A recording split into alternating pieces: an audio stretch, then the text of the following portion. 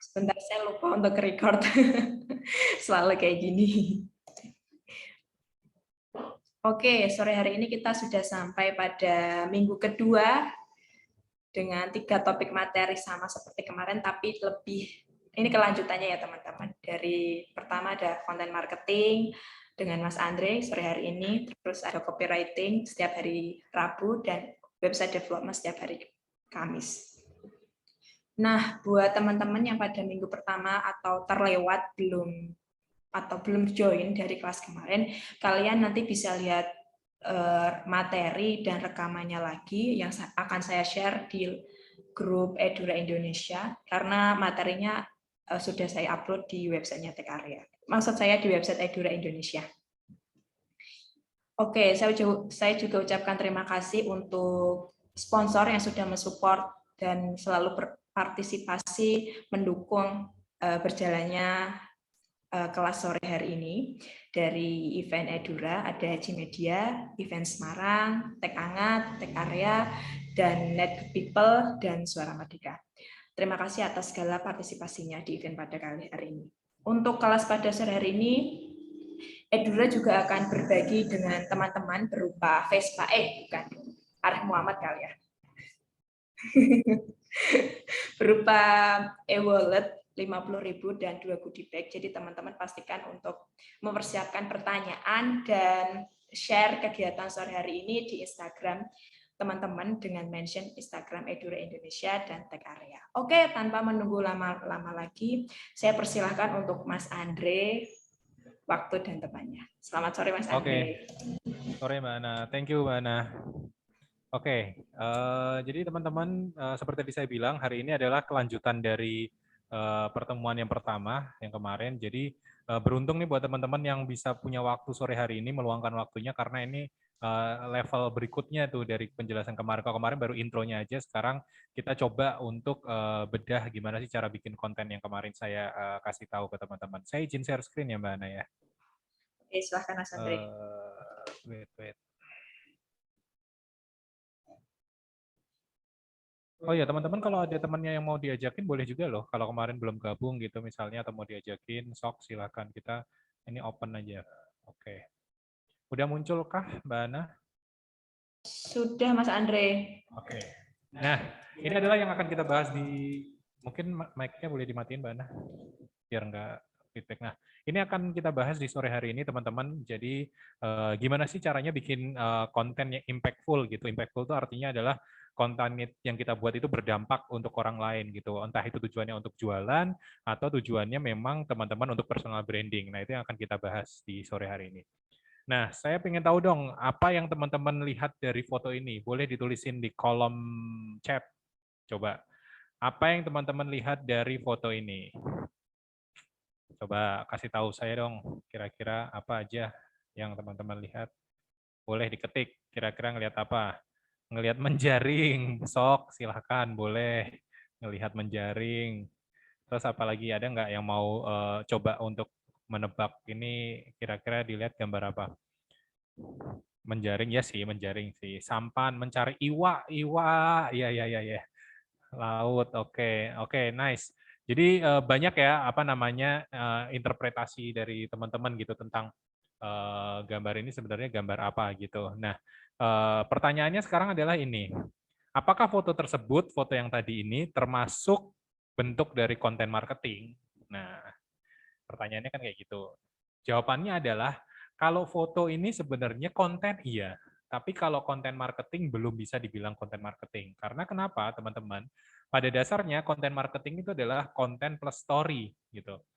Jadi nggak cuma hanya foto aja, tapi di situ harus ada story-nya.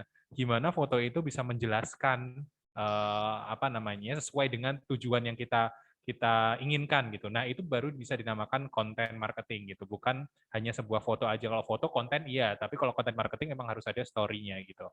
Nah, yang mau kita bahas sore hari ini adalah konten marketing via kayak bis ya, via microblog, multiple post, ada orang yang bilang kayak gitu, atau ada orang yang bilang juga dengan sebutan carousel gitu. Nah, sekarang kan ada tanya, mungkin ada beberapa yang belum tahu juga microblog itu apa sih, apalagi carousel mungkin baru pernah dengar sekali gitu. Nah, microblog sebenarnya ini teman-teman, jadi satu bentuk konten yang isinya tuh informasi singkat tentang sesuatu topik gitu yang dibuat seperti model blog dalam bentuk pendek yang terdiri dari beberapa slide. Nah, intinya seperti itu. Microblog itu adalah itu. Jadi konten yang isi informasi singkat dibikinnya dalam bentuk slide. Itu adalah yang namanya microblog gitu. Bentuknya kayak gini kalau teman-teman belum pernah lihat microblog, tapi saya rasa udah pernah tahu lah ya, udah pernah lihat sering bahkan mungkin di Instagram, tapi mungkin baru tahu oh ini namanya microblog ya. Jadi konten yang kalau teman-teman sering baca di slide ke kiri sampai berapa slide gitu. Nah, ini adalah bentuk dari microblog. Sebenarnya kalau kita ngomongin soal microblog, pertama kali adalah justru muncul waktu itu di Twitter gitu dengan hanya sejumlah kata saja yang diperbolehkan waktu itu. Nah, itu bentuk dari microblog. Cuman seiring berkembangnya zaman, Instagram pun mengadopsi dan merespon gitu bahwa konten microblog ini salah satu konten yang efektif nih untuk tujuan tertentu. Salah satunya adalah untuk tujuan marketing atau jualan atau personal branding kayak gitu. Nah, gimana sih caranya bikin yang namanya konten microblog? Nah, pastikan pertanyaannya kayak gitu tuh. Kalau udah tahu microblog apa, pertanyaan selanjutnya gimana sih cara bikinnya gitu. Yang pertama, teman-teman, jadi saya ini langsung step-stepnya aja ya, biar bisa teman-teman langsung pahami gitu, nggak terlalu banyak intro-intro lagi. Pahami fundamental konten gitu. Fundamental konten itu seperti apa? Ya, ini saya harus kasih tahu ke teman-teman, ini penting gitu. Konten itu yang bagus itu harus sticky. Sticky tahu artinya teman-teman?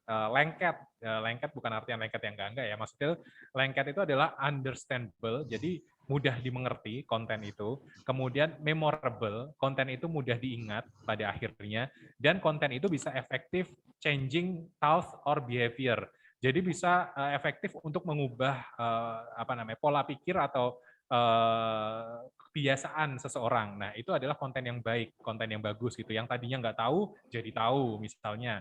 Nah, konten itu seperti itu gitu. Nah, gimana caranya supaya kita bisa bikin konten yang sticky?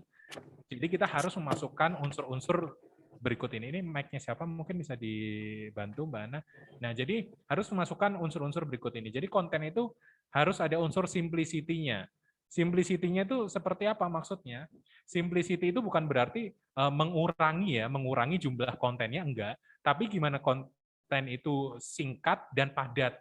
Jadi singkat dan deep istilahnya. Konten itu harus kayak gitu. Jadi nggak harus jumlahnya dikurangin banyaknya, tapi kontennya itu paling nggak harus deep dan singkat gitu. Compact istilahnya kayak gitu. Itu simplicity, teman-teman. Kemudian unexpectedness adalah konten itu mengandung unsur yang tidak terduga. Misalnya dari judulnya, oh judulnya kayak gini, orang udah mulai nebak nih. Ah, ini pasti kontennya tentang ini nih.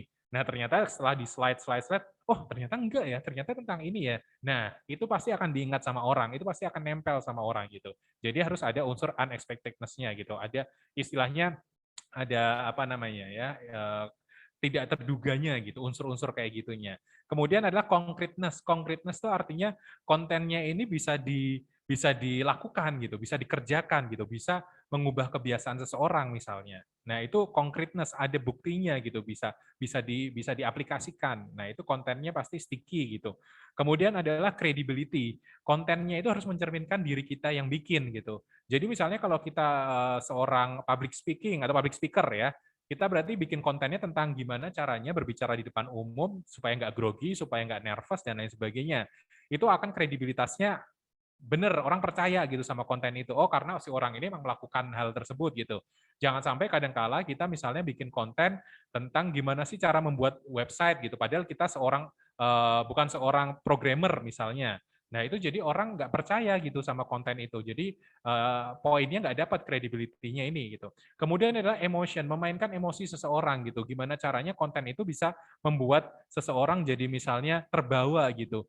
Oh, ternyata iya ya, harus kayak gini kayaknya ya. Aku kalau ngelakuin kayak gini kayak salah deh.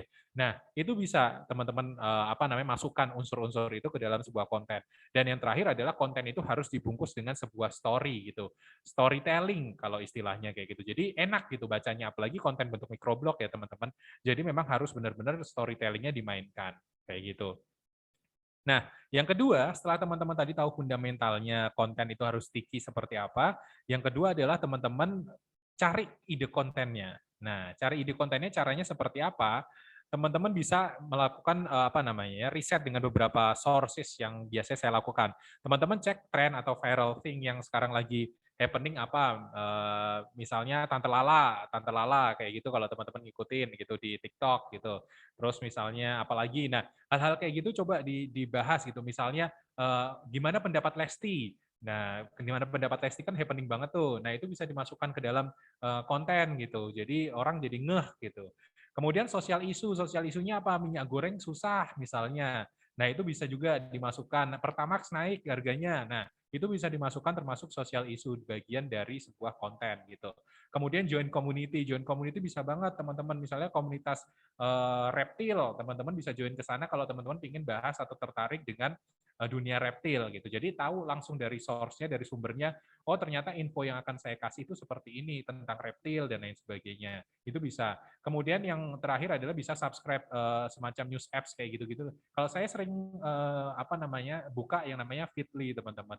Feedly ini kayak RSS feed gitu. Ini saya juga awalnya dikasih tahu sama Mas Rozik sih sebenarnya. Mas coba buka ini gitu. Jadi di sana tuh kita bisa dapat info banyak banget gitu, info dari hal-hal yang kita mau mau ketahui gitu, mulai di dunia marketing, desain, kemudian dari news update bahkan, kemudian dari dunia ekonomi politik. Nah, itu tuh ada di situ di Feedly ini. Jadi teman-teman bisa manfaatkan Feedly sebagai source untuk cari ide konten kayak gitu. Nah, kemudian tahap selanjutnya apa? Tahap selanjutnya dalam penyusunan konten itu adalah oh, ini tadi, sorry, sebelum ke tahap selanjutnya adalah ketika teman-teman sudah tahu mau bahas apa, nah biasanya kan problemnya adalah, Mas, aku tuh kalau udah nemu ide, itu tuh sering bingung gitu, sering buntu gitu, habis kayaknya idenya tuh cuman sampai di situ aja. Nah, teman-teman bisa terapkan cara berpikir atau cara apa namanya ya, membreakdown konten supaya nggak habis itu dengan mind mapping, teman-teman. Jadi ini cara untuk menurunkan satu idea menjadi banyak idea lagi, munculkan ide-ide baru lagi. Ini yang saya contohkan misalnya di sini ada kata brand gitu. Nah, misalnya kalau teman-teman langsung bahas tentang brand-nya, itu kan bakal habis gitu. Oh, ya udah selesai kontennya, nggak bisa bahas yang lainnya lagi. Nah, tapi kalau di sini teman-teman bahas brand, kemudian teman-teman coba buat mind mapping-nya, diturunkan, apa aja sih turunan-turunan dari brand itu. Nah, teman-teman bisa dapat tuh strategi menyusun atau membuat brand, gimana sih marketing brand seperti apa sih, logo dari brand itu, cara bikinnya misalnya seperti apa sih, advertisement-nya seperti apa, identity brand-nya tuh seperti apa, nyusunnya, desainnya seperti apa.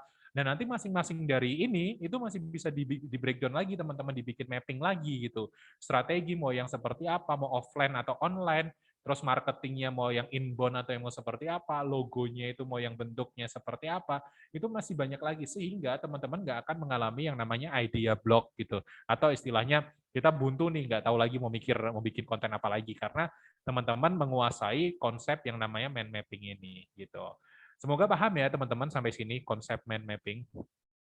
Kemudian adalah yang selanjutnya kita bikin content plan. Ini yang nggak kalah penting juga teman-teman. Kalau memang pada akhirnya akan benar-benar fokus untuk membuat konten sehingga personal branding atau jualan teman-teman bisa impactful gitu ya. Jadi yang namanya content plan itu ini biasanya yang kita buat atau saya buat dan tim teman-teman isinya seperti ini. Jadi ada ini waktu itu brandnya adalah DPMPTSP Jawa Tengah, Dinas Penanaman Modal Jawa Tengah. Kemudian ini ada nomor, waktu itu waktu postingnya nih, waktu postingnya mau kapan. Jenis kontennya itu mau konten apa, misalnya konten feed atau konten story atau konten reels dan lain sebagainya. Nah, itu bisa dimasukkan ke jenis konten ini. Kemudian tema nih, temanya apa? Temanya mau misalnya temanya quotes ya. Misalnya biasanya hari Senin tuh ada quotes. Terus misalnya mau temanya apalagi ya, produk misalnya, produk yang mau di-highlight gitu, misalnya promo gitu. Nah, itu bisa juga dimasukkan ke tema sini. Copy on visual adalah desainnya, teman-teman. Copy itu tulisannya akan muncul di visualnya itu apa aja yang ingin teman-teman munculkan. Jadi ada itu ditulis di sini semua supaya memudahkan teman-teman nanti ketika buat kontennya. Captionnya sekalian. Jadi nanti kalau posting itu udah tinggal copy paste aja. Ini kan kalau saya biasanya bikinnya per bulan tuh. Misalnya di awal bulan saya udah bikin tuh semuanya konten gitu. Nah, nanti tinggal misalnya kalau ada momen-momen tertentu ini konten plan ini bersifat adjustable gitu. Jadi bisa di-adjust. Jadi nggak saklek gitu istilahnya, nggak bisa diganti dan lain sebagainya. Jadi ini bisa diganti gitu. Nah, nanti tinggal disesuaikan aja. Caption kan tinggal enak nih, copy paste. Kalau mau posting hari apa, tinggal diposting. Hashtag pun sama seperti itu. Jadi ini dasar banget, teman-teman. Template ini dasar banget ketika kita ingin bikin content plan dan kita ingin bikin konten itu secara konsisten. Lebih baik pakai content plan. Kayak gitu. Nanti kalau ada yang mau ditanyakan, silakan ya, teman-teman. Langsung aja ditanyakan gitu. Nah, Kemudian setelah bikin content plan, apa yang kita lakukan? Yaitu adalah susun copy kontennya. Gitu. Kalau tadi udah content plan-nya, udah tahu idenya apa, udah tahu content plan-nya seperti apa, tahap selanjutnya adalah kita menyusun untuk copy-nya. Nah, copy-nya seperti apa? Biasanya kalau microblog itu kecenderungannya adalah menyusun copy-nya itu menggunakan strategi storytelling gitu, teman-teman. Seperti yang tadi saya bilang gitu. Jadi membangun sesuatu itu berdasarkan cerita runut sehingga orang ngikutin per slide-nya itu jadi enak. Itu biasanya digunakan dalam pembuatan konten microblog storytelling. Nah, brand yang menurut saya the best storyteller ya ever bahkan ever itu adalah dua, teman-teman menurut saya. Satu adalah Apple, yang satunya adalah Nike. Jadi dua brand ini menurut saya itu mereka punya kemampuan untuk storytelling dalam setiap iklan mereka, dalam setiap mereka punya campaign marketing dan lain sebagainya, mereka pasti menggunakan storytelling dan itu bagus banget kalau menurut saya. Nah, ini saya kasih tahu teman-teman 7 steps framework dari storytelling ya. Jadi apa istilahnya ya? Tahapan-tahapannya atau biasanya storytelling itu framework ya, bentuknya, susunannya itu seperti ini gitu. Ada 7 teman-teman. Yang pertama, ini apa namanya? Secara umum pasti akan seperti ini dalam setiap penyusunan sebuah cerita. Ada karakter yang muncul, ada sosok yang muncul, dan sosok itu menginginkan sesuatu. Ya, pasti misalnya kayak kita. Kita ini adalah karakternya nih, kita menginginkan sesuatu gitu. Kemudian tiba-tiba kita menghadapi atau menemukan problem, masalah di tengah perjalanan kita untuk mendapatkan sesuatu yang kita inginkan. Ya, cerita kan biasanya kayak gitu tuh. Ya, film tuh biasanya kayak gitu, ada karakter, kemudian muncul problemnya di tengah perjalanannya gitu. Nah, tiba-tiba muncul sosok hero ya dalam hidup si karakter ini. Muncul sosok pahlawan, sosok yang bisa memberikan solusi dari problem yang kita temukan di tengah perjalanan itu. Kemudian si hero ini memberikan plan, rencana. Lu harus kayak gini nih, lu harus kayak gini, gini, supaya lu bisa kayak gini, gini. Nah, itu selalu ada dalam setiap cerita gitu. Kemudian si hero ini menyuruh si karakter ini untuk call to action, melakukan sesuatu. Ayo, kamu coba aja dulu, berani aja dulu. Nanti kamu akan tahu caranya untuk sampai ke titik yang kamu inginkan. Nah, itu selalu ada di sebuah cerita kayak gitu. Nah, kemudian setelah itu adalah hero itu membantu atau action itu membantu orang untuk menghindari dari sebuah kegagalan. Tadi action yang sudah di planning tadi itu adalah menghindari dari sebuah kegagalan dan cerita itu akhirnya akan berakhir happy ending atau sukses. Nah, ini adalah 7 framework yang selalu ada dalam sebuah storytelling. Ada sosok hero-nya, ada problemnya, ada planning-nya, ada action-nya, ada gimana cara melewati problemnya, dan ada kesuksesan itu sendiri. Jadi harus ada 7 itu unsurnya ya dalam sebuah storytelling. Yang pertama kita bahas dulu teman-teman. Stories karakter. Jadi karakter yang tadi harus ada. Jadi teman-teman bisa pilih tuh dari target customer-nya. Karakter yang seperti apa yang ingin diangkat dari konten tersebut. Kemudian identifying aja gitu. Karakter itu menginginkan apa sih sebenarnya? Itu. Customer teman-teman tuh menginginkan apa sih sebenarnya yang diangkat dalam sebuah konten kayak gitu. Nah, bikin si karakter ini jadi point of interest, jadi center dari konten tersebut. Kalau ini saya gambarkan contohnya di iklan Nike. Jadi dia mengambil sosok yang entah dari mana, out of nowhere, jadi nggak tahu ini dari mana asalnya, dari Compton kalau di sini ditulisnya. Jadi sosoknya ini digambarkan adalah nggak semua orang yang main tenis itu harus yang sudah terkenal dulu atau yang harus sudah punya pengalaman dulu, bahkan siapapun dari daerah manapun, dari apa namanya background apapun itu bisa memiliki si tenis itu gitu. Just do it. Nah, selalu Nike ada action-nya itu just do it. Coba aja dulu gitu. Kalian nggak harus jadi Serena Williams, nggak harus jadi siapa lagi, Andre Agassi, aduh tua banget ya. Nah, kayak gitu untuk bisa apa namanya bermain tenis. Tapi cobain aja dulu. Kalian dari mana aja, cobain aja dulu. Nah, ini yang namanya karakter, sosoknya dimunculin. Kemudian selanjutnya adalah stories problem. Nah, problemnya apa sih, masalahnya apa sih dari customer itu? Nah, itu dimunculkan juga dalam cerita itu, dalam konten kita. Address aja gitu, mention aja gitu, problemnya directly, langsung aja. Misalnya ini kayak iklannya iPhone. Ini dia mengangkat problemnya adalah privacy. Jadi privacy dari usernya itu adalah salah satu yang mereka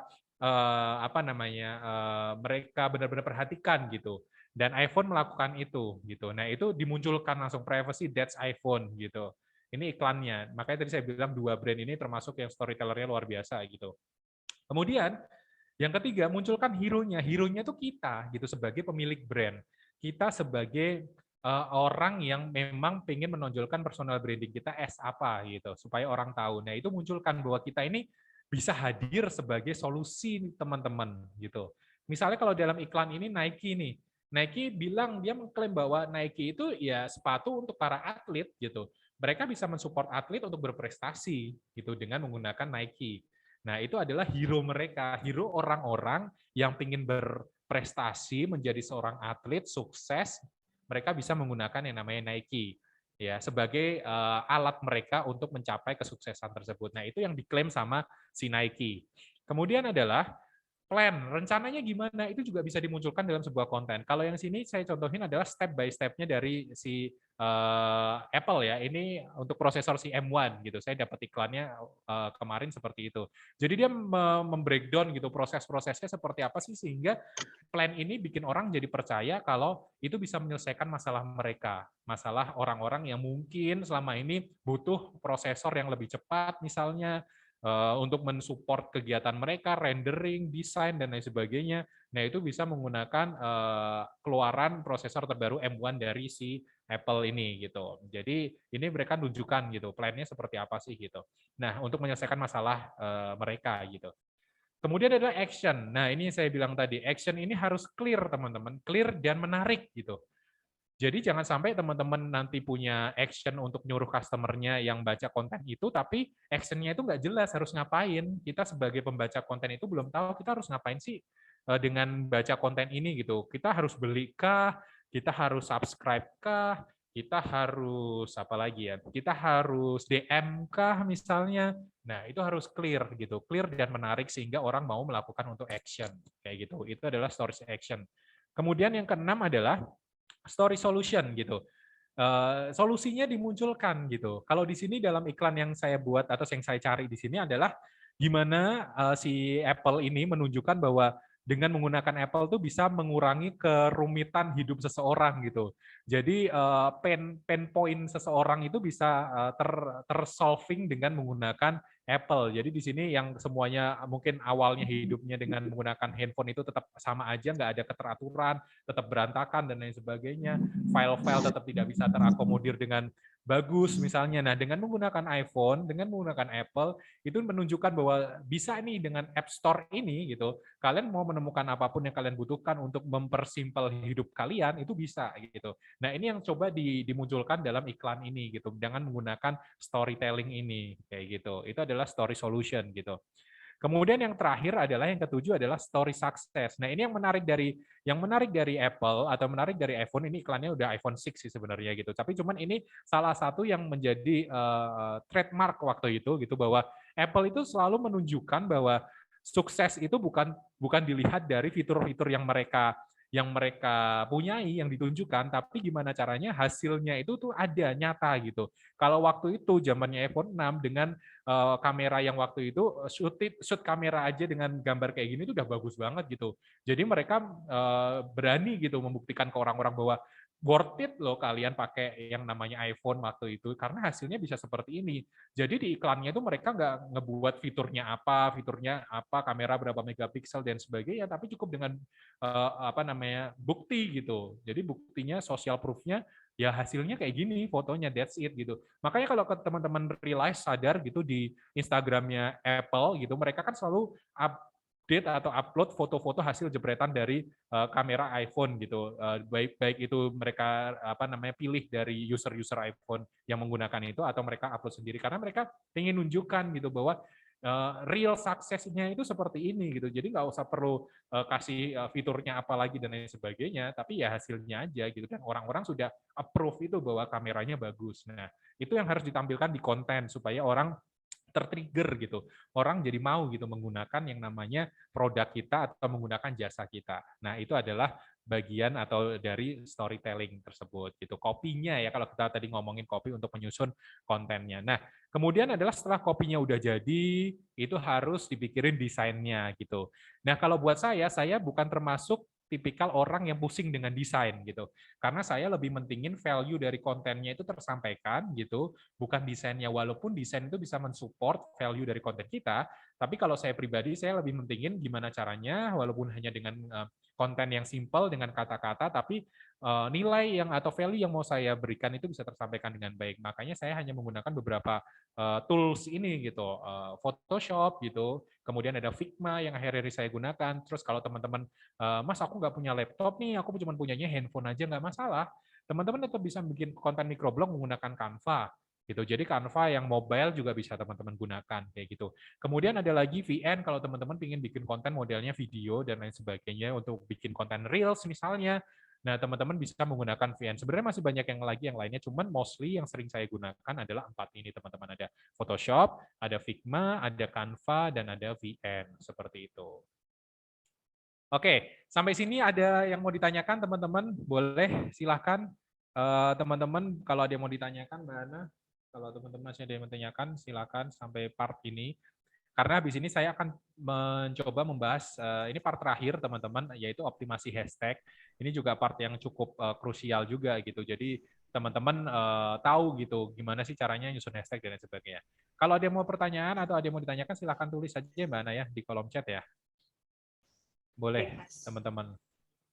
Nanti kita bahas. Kalau belum ada, kita lanjut dulu saja. Berarti silahkan mungkin Mbak Ana bisa diajakin teman-temannya untuk tanya. Ini yang selanjutnya adalah optimasi hashtag. Ya, banyak pertanyaan sekarang adalah hashtag itu masih worth it nggak sih, masih efektif nggak sih untuk kita gunakan untuk apa ya istilahnya sebagai booster dari konten yang kita buat. Kalau menurut saya sih so-so ya teman-teman. So-so itu dalam artian karena kita nggak pernah tahu gitu apa namanya seberapa efektif dan efisiennya kalau sekarang kita ngomongin hashtag yang kita gunakan gitu. Somehow kita menggunakan hashtag yang sering kita gunakan sebelum-sebelumnya, tapi tiba-tiba kok hasilnya nggak maksimal juga, misalnya kayak gitu. Nah, hashtag itu sebenarnya memang basically adalah sesuatu yang harus kita update terus gitu. Jadi kalau saya sih nyaraninnya coba pakai hashtag yang ada beberapa hashtag yang ganti-ganti gitu sesuai dengan jenis kontennya. Jadi nggak semua copy paste dari hashtag yang sama, tapi coba menggunakan apa namanya, ngulik bahasanya adalah ngulik hashtag-hashtag yang mungkin jarang dipakai selama ini gitu. Nah, itu supaya memberikan impact juga ke konten kita. Nah, ngomong-ngomong soal optimasi hashtag, sebenarnya seperti apa sih optimasi hashtag untuk konten gitu? Nah, ada beberapa hal yang bisa dimasukkan atau beberapa jenis yang bisa dimasukkan dalam sebuah hashtag. Yang pertama adalah hashtag hard sell. Hashtag hard sell adalah hashtag yang menggambarkan jasa atau produk atau usaha kita. Misalnya kita punya coffee shop di daerah Jogja, ya kita pakai hashtagnya coffee shop Jogja. Gitu. Misalnya kita punya usaha laundry di Jakarta, ya kita pakai hashtag laundry Jakarta. Jadi benar-benar hard selling gitu. Jadi benar-benar ya produk kita apa, brand kita apa, jasa kita apa, lokasi kita di mana. Nah, itu pakai hashtag jenis hard selling. Kemudian ada lagi hashtag jenis soft selling, soft sell. Hashtag yang masih linear dengan jasa atau produk usaha kita. Misalnya, explore coffee shop. Nah, itu kan kita nggak langsung tertuju ke coffee shop kita gitu. Tapi explore coffee shop, di mana kita nanti akan muncul juga ketika orang mencari coffee shop yang dekat dengan mereka. Misalnya kayak gitu. Explore coffee shop. Oh, langsung muncul coffee shop kita. Nah, itu bisa pakai hashtag ini. Kemudian ada lagi hashtag misalnya contohnya pembersih baju gitu. Nah, kalau pembersih baju ini bisa juga nanti muncul relate juga sama usaha laundry kita yang tadi. Nah, itu bisa muncul juga. Kemudian selain hashtag hard sell dan soft sell, hashtag apa lagi sih yang bisa digunakan? Adalah hashtag engagement. Hashtag engagement adalah hashtag yang membuat orang tertarik atau penasaran untuk melihat konten tersebut. Misalnya hashtag bagi jurus. Nah, ini sering banget digunakan oleh microblogger, teman-teman, ketika mereka bagi tips, mereka sharing sesuatu, mereka menggunakan hashtag yang namanya bagi jurus. Misalnya juga tips fotokopi. Tips fotokopi ini bukan gimana caranya ngefotokopi, literary fotokopi ya, tapi gimana caranya kita mengambil shoot ngefoto kopi minuman yang biasanya kita pesan dari coffee shop. Biasanya ini muncul nih dengan hashtag ini. Kita jadi tahu oh ini kayaknya bagus nih kalau foto kayak gini lagi di coffee shop. Jadi estetik banget. Nah, itu bisa menggunakan hashtag ini untuk apa konten kita gitu. Jadi masih relate. Jadi orang yang sebenarnya nggak mau nyari konten, nggak mau nyari coffee shop, tiba-tiba kita pasang hashtag ini dan orang menggunakan hashtag ini, tiba-tiba ngelihat nih coffee shop kita. Oh, ini ada coffee shop bagus nih ternyata. Nah, awalnya dia nggak mau nyari coffee shop itu, tapi karena kita pakai hashtag ini, mereka akhirnya tahu, ngelihat, oh ini ada coffee shop bagus. Jadi akhirnya mereka penasaran dengan usaha kita atau jasa kita. Nah, itu bisa menggunakan ini gitu. Kemudian selanjutnya adalah branding, teman-teman. Hashtag branding itu seperti apa? Hashtag yang spesifik ke produk atau jasa yang kita tawarkan. Misalnya kita punya menu-menu signature di coffee shop kita, kita bisa pakai yang namanya hashtag misalnya kopi susu syahdu. Nah, itu bisa tuh dipakai. Jadi benar-benar langsung spesifik ke produk kita. Kita punya produk apa misalnya, nah itu bisa digunakan gitu. Atau cuci sepatu kinclong misalnya, nah itu juga bisa digunakan untuk hashtag yang sifatnya adalah branding gitu. Jadi teman-teman apa namanya bisa terbranding produk-produknya. Nah, itu dia teman-teman ya risam dari apa yang bisa saya sampaikan di pertemuan kali ini. Jadi gimana sih kalau kita ulangi lagi cara bikin konten impactful yaitu konten microblog? Yang pertama harus pahami fundamentalnya dulu, pahami apa namanya konten harus sticky yang tadi harus benar-benar konten bisa dimengerti, diingat dan bisa berdampak untuk orang lain, bisa merubah behavior mereka. Kemudian cari ide konten itu bisa dari yang tadi saya sebutkan hal-hal yang viral, kemudian bisa subscribe juga news apps, kemudian bikin konten plan gitu, kemudian adalah susun copy konten berdasarkan storytelling gitu, storytelling yang 7 framework tadi, kemudian adalah bikin desain kontennya ya menurut teman-teman aja, jangan sampai menyusahkan, kalau nggak punya laptop pakai handphone aja bisa, kemudian adalah yang terakhir optimasi hashtag. Itu dia teman-teman yang bisa saya sampaikan di sore hari ini. Silakan Mbak Ana atau teman-teman yang lainnya, kita full discuss aja. Masih ada sekitar 15 menitan waktu atau 20 menit kita manfaatkan untuk berdiskusi ya. Silakan kalau ada yang mau tanya. Mati, Mbak. Kamu, Mbak.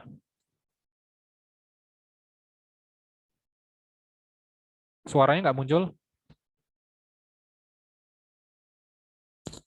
Cek, cek. Nggak muncul, Mbak, suaranya.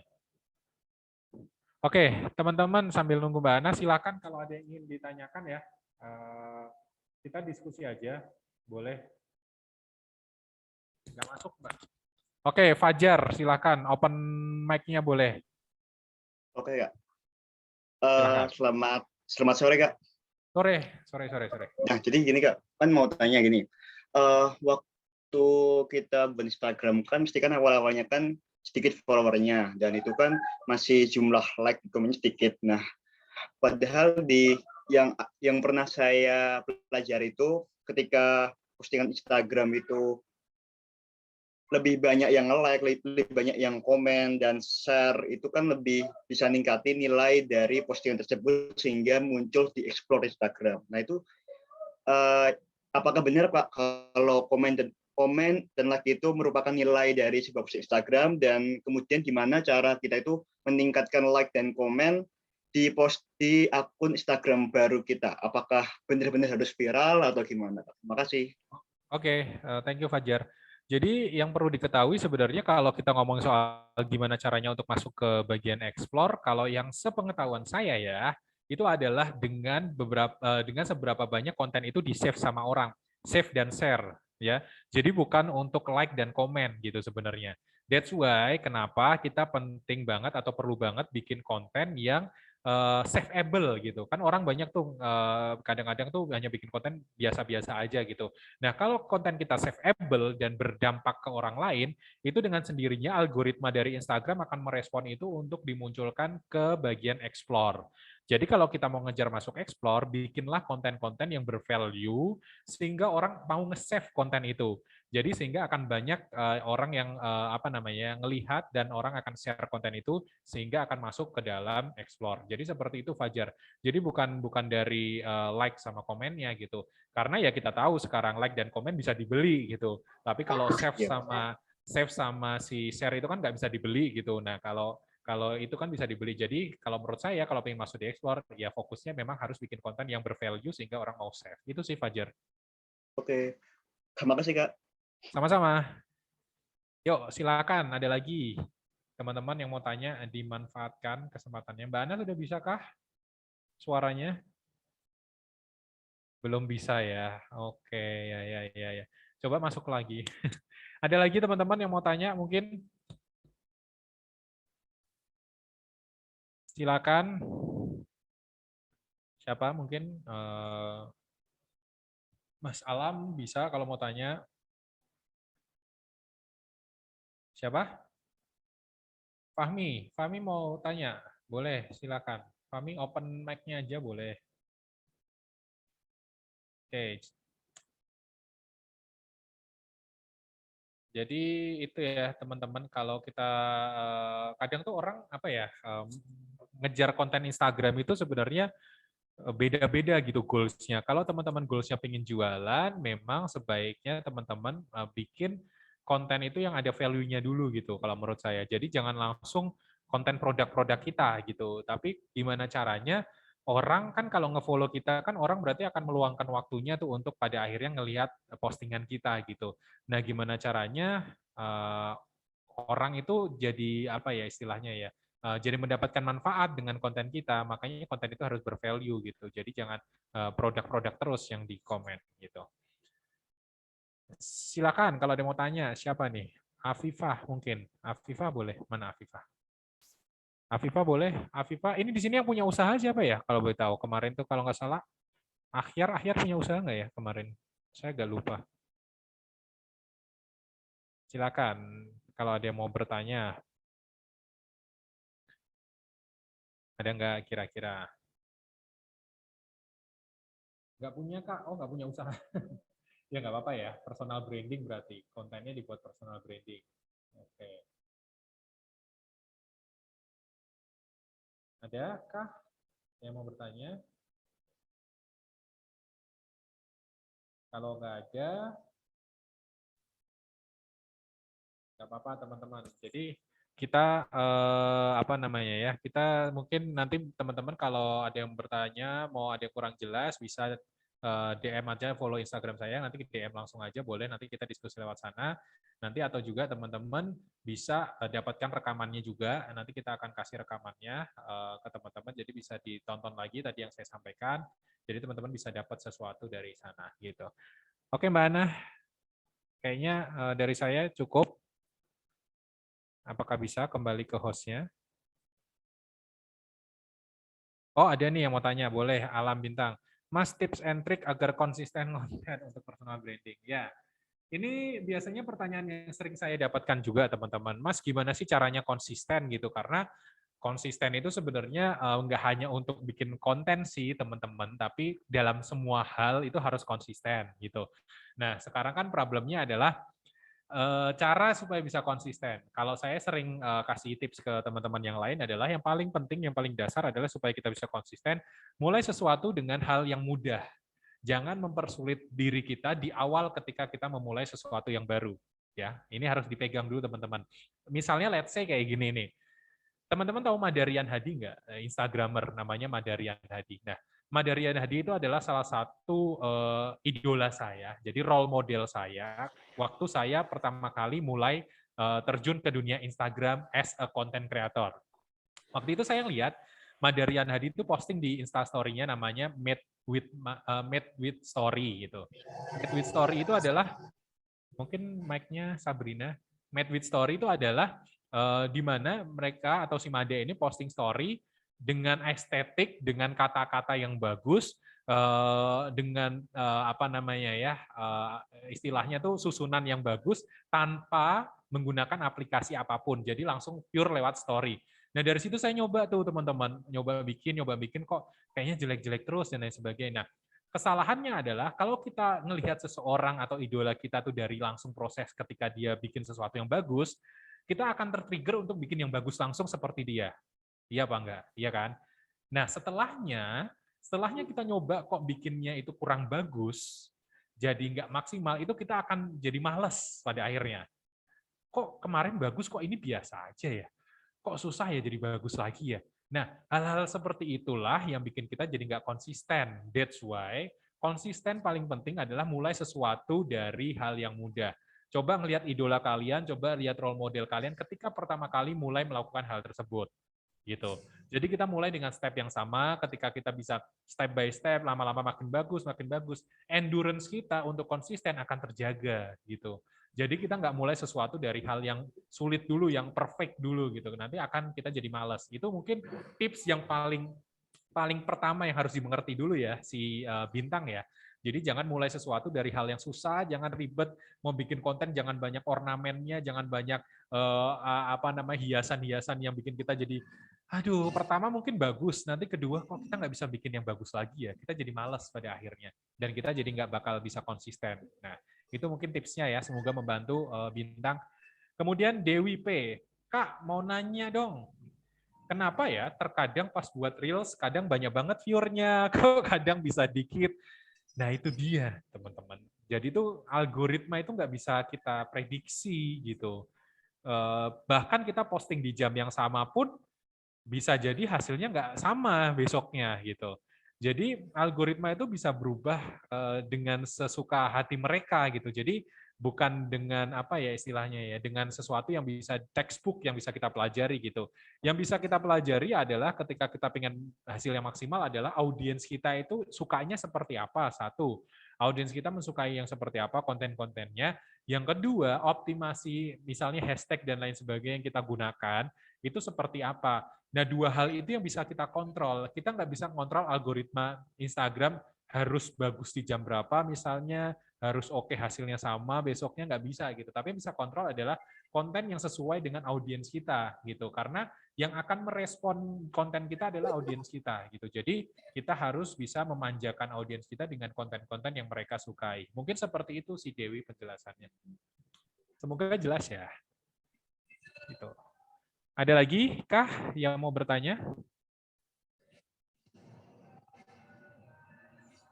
Adakah? Silakan, kita masih punya waktu teman-teman.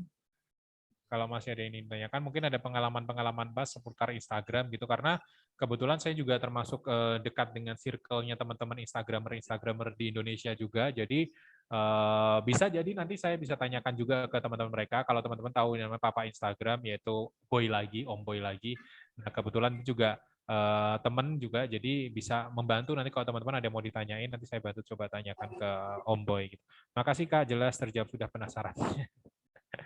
Ya. Oke, siap Dewi. Oke, teman-teman, kalau nggak ada lagi, berarti kita mungkin bisa foto bareng ya kali ya, teman-teman. Jangan lupa absen ya. Mbak Ana bisa join nggak kira-kira? Vokalnya, mic-nya. Nah, mic-nya coba. Cek, mic-nya nggak bisa. Oke, nggak muncul. Nggak apa-apa deh. Ya udah kalau gitu silakan teman-teman open cam-nya. Kita foto bareng dulu sebelum kita akhiri untuk kelas kali ini. Boleh kita open cam bareng, kita foto bareng dulu teman-teman, silakan. Dibantu ya Mbak Ana ya untuk screenshot. Ada teman-teman yang mau foto bareng atau pada malu-malu semua? Oh, boleh. Muhammad Rois, terima kasih terus. Silakan yang lainnya ada. Kalau nggak ada, boleh dibantu Mbak Ana. Kita sekali aja ya, kita hitung sampai 3. 1, 2, 3. Oke, siap. Teman-teman terima kasih banyak ya. Nanti kalau ada yang mau tanya lagi, boleh nge-DM saya langsung aja di @mckeliling. Silahkan di-follow aja. Terima kasih teman-teman. Selamat sore semuanya. Sore. Terima kasih Mas.